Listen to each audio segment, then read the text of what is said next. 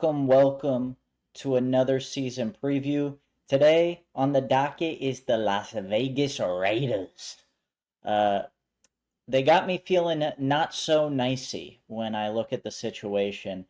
You have coveted guys in Ashton Jeanty now after the draft, and Brock Bowers and Maxx Crosby. And then it kind of really simmers down due to a variety of situations that we can get into throughout this video. What I will say is normally bad teams don't have this many players leaving the team. I mean, they have an extensive list. Now, you can point directly to the fact that there's a regime change. That is why. But this is still, even for those standards, extensive list. And a lot of decent players on the defensive side of the ball that was already a worrisome side left. So, for example, two safeties in Marcus Epps and Trayvon Moehrig gone. Slot corner, nickel corner, Nate Hobbs, one of their best defensive players, gone. Robert Spillane and Divine Diablo, both linebackers, gone. Kayvon Chason gone off the edge. John Jenkins gone in the middle. And then we have the Christian Wilkins situation. So Christian Wilkins apparently did not want to get foot surgery or the surgery that the Raiders wanted him to get. On top of that, a teammate or somebody complained about Christian kissing him on top of the head. And it made the teammate uncomfortable.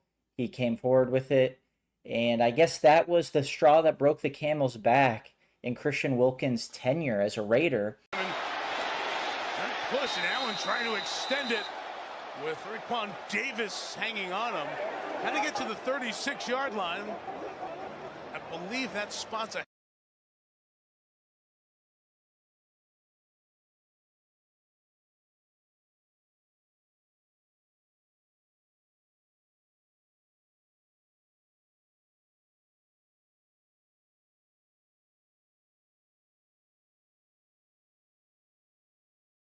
hanging on.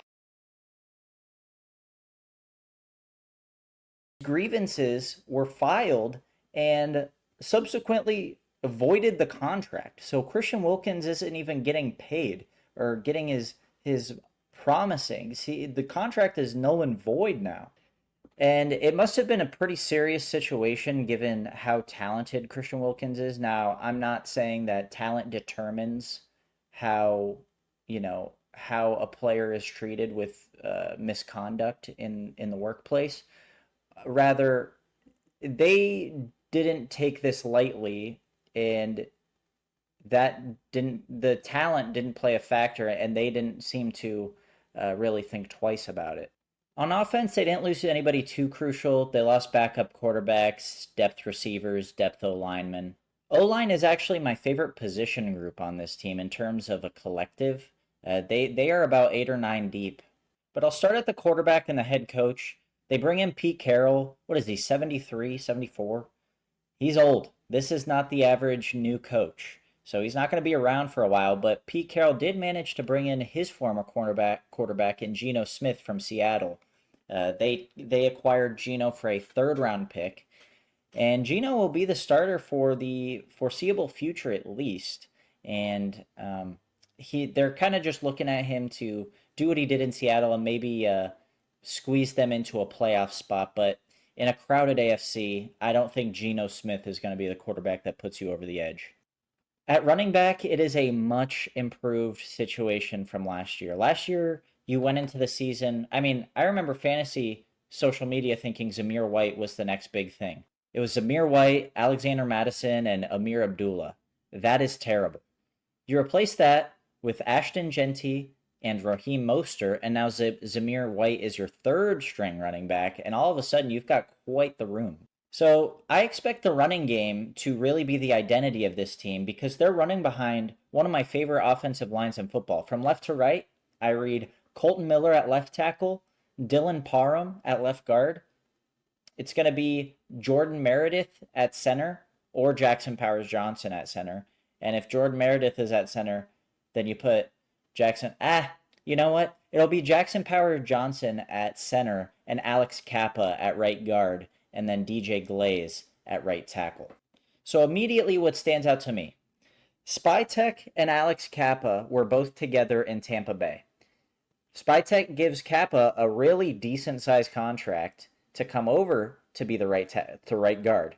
Kappa is not going to be a backup. He will be starting. DJ Glaze was a third round pick in 2024. I thought he's been a very adequate starter, very serviceable at right tackle. And then Jackson Powers Johnson is going to be at center. I think he's a very young, dynamic player, one of the better players at the position in the league. And then you have Dylan Parham and Colton Miller on the left side of the line. The team drafted Charles Grant and Caleb Rogers in the third round of the 2025 draft, and this was the first draft in the Spytek era. So what does that mean for guys like Dylan Parham? What does it mean for guys like DJ Glaze even? I think DJ Glaze's job is safe because I do think he's good enough to survive a regime change. And then obviously I do think JPJ's job is safe and Colton Miller as well. But Dylan Meredith, Dylan Parham, I don't know that he survives after this year because you have Charles Grant, who was one of my favorite non-Power 5 tackles. And he went to William & Mary. That's a small school. He's going to take a little bit of time to develop, but I really like his traits. He's really violent. I like him. I think in a Pete Carroll offense, I like it. And then Caleb Rogers, I'm higher on Grant, but the fact that Caleb Rogers directly plugs into left guard has me worried for Dylan Parham. And Spytek is going to want to have his guys. So can Dylan Parham, he's going to have to perform this year because I think his job is safe this year. I don't think a rookie's coming for him yet because both of them I think are going to need some time. But Parham's going to have to prove that he deserves another contract in Las Vegas. The pass catchers is where I have questions. Now, obviously, you have Brock Bowers, who I think after the 2025 season will solidify himself as the best tight end in football. I think it's going to be Bowers, McBride, and maybe one of the rookies from this year as the future of the position. So that's great and dandy. And then behind Bowers, you have Michael Mayer, and that's a really weird situation. I don't know what's going on with Mayer. If I were him, I would have been pissed that they took Bowers right after me. Now, they didn't utilize him well as a rookie, but still, I would have been pissed.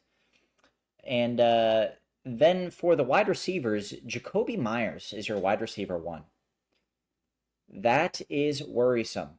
I'm showing it on the screen now. This is a just putrid depth chart in terms of receiver. Jacoby Myers, Trey Tucker's probably going to be your slot receiver. I think he's like best served in the slot. And then Dante Thornton, I think, is going to be your field stretcher. Jack Besh, I could see getting a role as the prototypical X receiver very early on. Everything I've heard out of camp is positive for Jack Besh, so I expect him to climb the ranks rather quickly, and he may get more reps than Dante Thornton. And then you have Tommy Mellott, who you took in the 6th round. I don't expect him to challenge for a roster spot. This is just really an uninspiring group. I think you probably keep 5 guys, and it'll be Thornton, Tucker, Myers, Besh, and Mellott.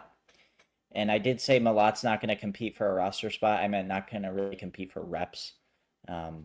You brought in Colin Johnson at a free agency.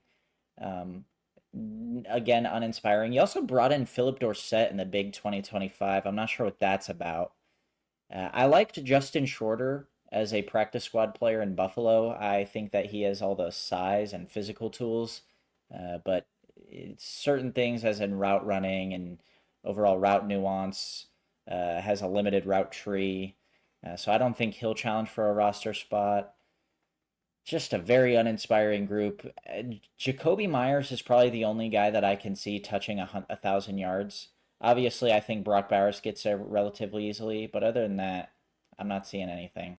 So with the fact that there's a bunch of uninspiring wide receivers, you have a great tight end in Brock Bowers, and you have what I presume to be a great running back in Ashton Jeanty. I expect this to be a run-heavy, close to the line of scrimmage type team. On the defensive side of things, obviously we highlighted the Christian Wilkins situation, so he will not be in the mix.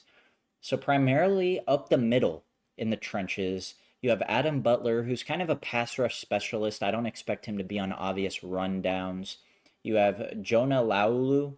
You have Thomas Booker, who just acquired in a trade from Philadelphia for Jacorian Bennett. I don't know what that was about. That, in my opinion, you're trading a player at a position that you need in cornerback with Jacorian Bennett, and Bennett was a starter in exchange for a backup defensive tackle. Leki Fotu, Thomas Booker, Adam Butler, and Jonah Laulu up the middle. And then on the edge, you have Maxx Crosby on one side and Malcolm Kuntz on the other. Are they healthy? I really have no clue. I have no clue if they're healthy or not. But behind them, you have Charles Snowden, who I think has done well when given the opportunity on one side. And then another edge depth piece you have is Tyree Wilson, who, they invested a top 10 pick into him, and he just hasn't panned out, and he's becoming a back of the rotation guy. And eventually I think he'll be weeded out of this roster as a whole. Now, if I didn't sound optimistic about the front four, it's about to get real scary in the back seven. The only positional group that I have any hope for is the safeties. You bring in Jeremy Chin, who I have loved since his time in Carolina. He had a good season in Washington. It's kind of bummed that he didn't stay in Washington. I like that group. But he got a good contract with the Raiders. And then next to him is Isaiah Polamau. And he just got a contract extension after performing very well last season. Now, the listed starting nickel is Darnay Holmes, who's actually a Calabasas legend, SoCal legend. Darnay Holmes has not panned out in the NFL. So that being your starting nickel is extremely concerning. Additionally, you have on one side Eric Stokes, and then on the other, you have Darian Porter, a rookie. I actually like Darian Porter quite a bit at Iowa State, really fast. I think the fastest corner, no, Maxwell Hairston. But he was up there with the fastest corners at the combine. But this kid, Eric Stokes and Darian Porter, is just not going to cut it. And then you have depth in DeCamarion Richardson, John Humphreys. What else do we have? Sam Webb. Q Blue Kelly. It's a bad group. Linebackers even worse. You have a Landon Roberts, who I actually enjoy. I enjoy. Not as your primary Mike, though. And then you let go of Robert Spillane, so now it's just a Landon Roberts and Devin White. You have Jermaine Pratt, who was putrid. The defense in Cincinnati didn't want him. If the Cincinnati Bengals, one of the worst defenses in the league, didn't want him, maybe that's for a reason. And I think this perfectly summarizes the Raiders' linebacking situation. They brought in Jalen Smith, Notre Dame legend, who hasn't played, productive football since his days pre-COVID with the Cowboys. And they brought in Jamal Adams and announced they were converting him to will linebacker. That is where we're at in terms of the Las Vegas Raiders linebacker group.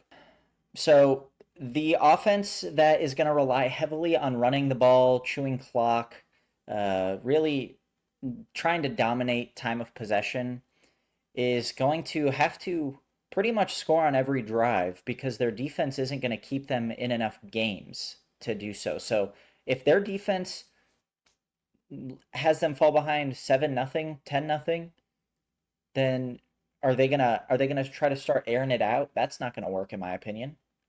I'm very pessimistic about this group. So let's do the thing where we look at the schedule and predict what their record will be. First week, they're in Foxborough, taking on the Patriots. I think this is ideal. You play a cold weather team in September. You then host the Chargers on Monday Night Football for your one home game against them. It's prime time. And then you travel back to Washington, back to the East Coast to play the Commanders, and then you host the Chicago Bears. I'm battling myself to even give them a win. I'm going to give it to them. I think the best case, or not best case scenario, but the easiest win opportunity is probably week 4. That would still be early on in Ben Johnson's first season as a head coach. Could see it happening there. Could see them, I guess you could consider it stealing one from the Patriots. And then also divisional games against the Chargers. Could get a win there. The Commanders' offense without Terry McLaurin, maybe there's a win there. There's got to be one in there, is what I'm saying. So 1-3. October is a bit light. You travel to Indy to face the Colts, host the Titans, and then travel to Kansas City to battle the Chiefs before a Week 8 bye. I'm going to have them going 1-2 here. I think they'll play the Chiefs close like they always seem to do, and then I think they'll split between the Colts and the Titans.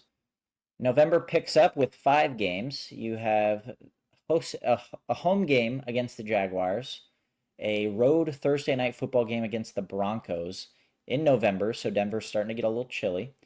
You then have 2 straight home games, 1 Monday night football game against the Dallas Cowboys, and then the next week hosting the Browns before heading back a little bit out west to face the Chargers, in which will pretty much be a home game.